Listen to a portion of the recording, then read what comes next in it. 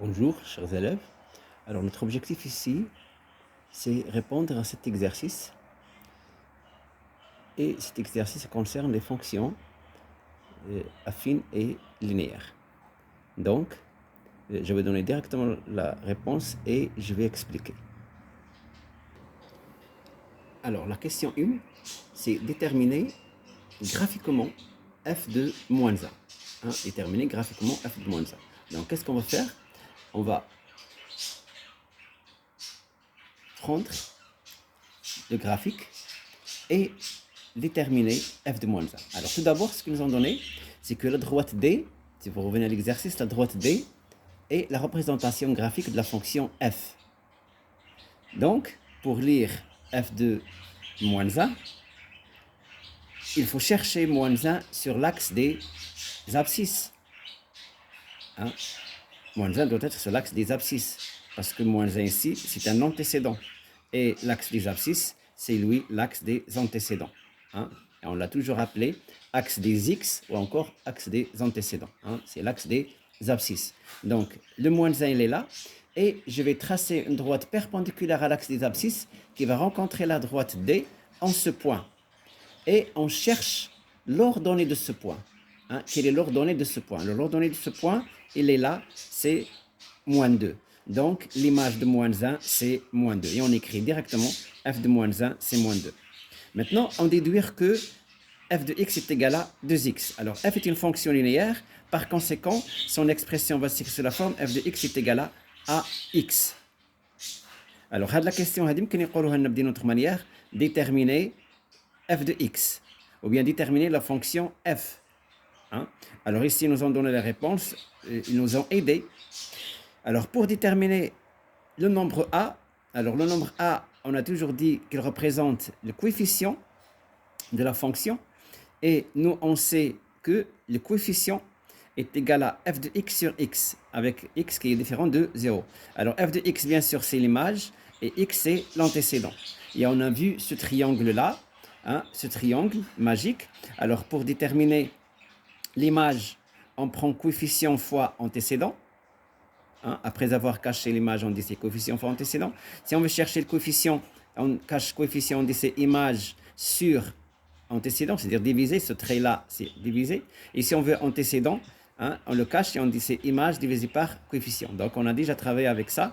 Donc pour déterminer le coefficient, c'est l'image divisée par l'antécédent. Image divisée par l'antécédent. Donc on va revenir à l'exercice et on doit chercher un point où on doit chercher un nombre et son image. Ici, on a f de moins 1, c'est moins 2. Alors, l'antécédent, c'est moins 1 et l'image, c'est moins 2. Donc là, f moins 1, c'est moins 2, l'image, c'est moins 2 et l'antécédent, c'est moins 1. Donc, on écrit moins 2 divisé par moins 1 et ce qui donne 2. Alors, a est égal à 2. On va revenir à l'expression de f de x et on remplace a par sa valeur qui est 2. Donc, f de x est égal à 2x. La question suivante, déterminer le nombre dont l'image par f est 4. Alors, dont l'image par f est 4. Alors, l'image, on le connaît. Le coefficient, on le connaît, donc on veut chercher l'antécédent. Le nombre dans l'image, donc on cherche l'antécédent. Alors, l'antécédent est égal à quoi? Si on cache ici l'antécédent, dans ce triangle, c'est l'image divisée par coefficient. Donc, c'est la première méthode. Donc, on peut écrire antécédent est égal à image sur coefficient. L'image, c'est 4. Le coefficient, c'est 2. C'est ce qu'on a cherché ici. Et 4 divisé par 2, ça donne 2. Donc, x, qui est l'antécédent qu'on cherche, c'est 2. Et on écrit f de 2 est égal à 4. Ça, c'est une méthode. Deuxième méthode, on a f de x est égal à 2x. C'est l'expression de la fonction f. Et on peut traduire cette phrase par l'égalité f d'un nombre x est égal à 4. Parce que x représente le nombre qu'on cherche et qui a pour image 4. f de x est égal à 4. Donc ici, par transitivité, 2x est égal à 4. Et on aura une petite équation à résoudre. X est égal à 4 sur 2, ce qui donne 2. Donc, f de 2 est égal à 4. Voilà, on a répondu à la question 1. On va passer maintenant à la question 2. Avant de passer à la question 2, j'aimerais bien vous montrer que vraiment, f de 2 est égal à 4. Donc, si vous l'avez remarqué ici sur la représentation, alors on prend le 2 sur l'axe des abscisses, encore l'axe des antécédents. 2, on trace une droite perpendiculaire à l'axe des abscisses et on va rencontrer la droite D.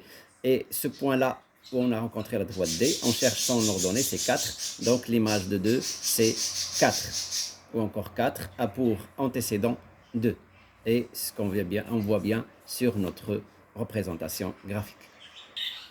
Alors, pour la question 2, ils nous ont donné une expression g de x est égal 1 tiers de x plus 5 tiers, montrant que la représentation graphique de g passe par les points A et B. Cette question, on peut la poser d'une autre manière, montrer que les points A et B appartiennent à la représentation graphique de la fonction g. Alors, pour que le point A appartienne à la représentation graphique de la fonction g, il faut que le nombre 1 est pour image 2. C'est-à-dire, le nombre 1 est comme l'image de il y a 2. Donc, on va chercher l'image de 1 par la fonction g. Donc, on va remplacer x par xa. Hein, et on aura 1 tiers fois xa qui est 1 plus 1 tiers.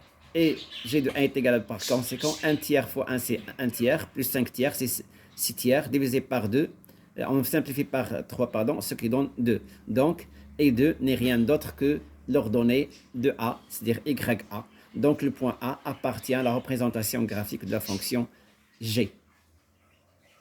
La même chose pour le point B. Hein. On va vérifier si le point B de coordonnée moins 2, 1 appartient à la représentation graphique de la fonction G. Il suffit de calculer G de moins 2 et voir si on va trouver 1. Alors, g de moins 2, en remplaçant dans l'expression de g, l'expression de g, c'est g de x égale à 1 tiers de x plus 5 tiers. Donc, g de moins 2, c'est 1 tiers fois moins 2 qui est xb plus 1 tiers. G de moins 2 est égal à moins 2 tiers plus 5 tiers. On fait la somme, ce qui donne 3 sur 3. Et 3 sur 3, ça donne 1. Et 1 n'est rien d'autre que YB. Hein? YB, c'est 1. Donc, le point B appartient à la représentation graphique de la fonction g, c de g. Alors, si on revient au repère, on va voir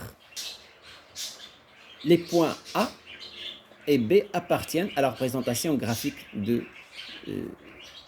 D. Donc, le point A pour coordonner moins 2, 1, et le point B a pour coordonner 1, 2. C'est ce qu'on a ici sur la représentation graphique. Alors, pour la question 2, ils ont demandé de résoudre graphiquement l'équation g de x est égal à f de x. Alors, graphiquement, f de x est égal à g de x. Si on revient au repère, alors les deux droites, bien les deux représentations g de la fonction f et de la fonction g se coupent en ce point, c'est-à-dire au point B. Donc, la solution de l'équation, directement, graphiquement on va dire, la solution de l'équation, c'est l'abscisse du point d'intersection. Et l'abscisse du point d'intersection n'est rien d'autre que le nombre 1. Vous pouvez vérifier ça sur, par exemple, si on ne vous a pas donné les représentations, et c'est à vous de construire alors les deux droites, alors là, vous pouvez revenir au brouillon et vérifier si ce que vous avez fait est faux ou vrai. Comment ça? En résolvant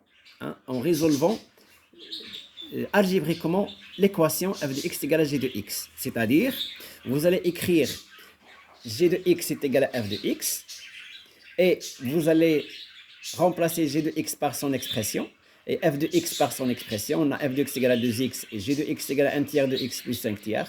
Et vous allez résoudre cette équation. Alors, on ramène les x à gauche en changeant les signes, ça donne moins 2x. Plus 5 tiers, on le ramène de l'autre côté, ça donne moins 5 tiers. On va réduire même le dénominateur, ce qui est 3 ici, donc on aura moins 6 tiers. Et on somme ce qui donne moins 5 tiers. De x est égal à moins 5 tiers. Donc, x est égal à moins 5 tiers divisé par 5 tiers, ce qui donne 1. Donc, x est égal à 1. Et c'est ce qu'on a trouvé sur la représentation graphique. On peut vérifier même si le résultat 1 est correct. Donc, on va chercher f de 1. f de 1, c'est 2 fois 1, ce qui donne 2. Et g de 1, c'est 2. Ça, on a déjà vérifié d'après la question précédente. Voilà, on avait trouvé que g de 1 est égal à 2. On l'a déjà vérifier. Donc, la solution de l'équation g de x égale à f de x est vraiment 1. Merci de votre attention. Bon courage.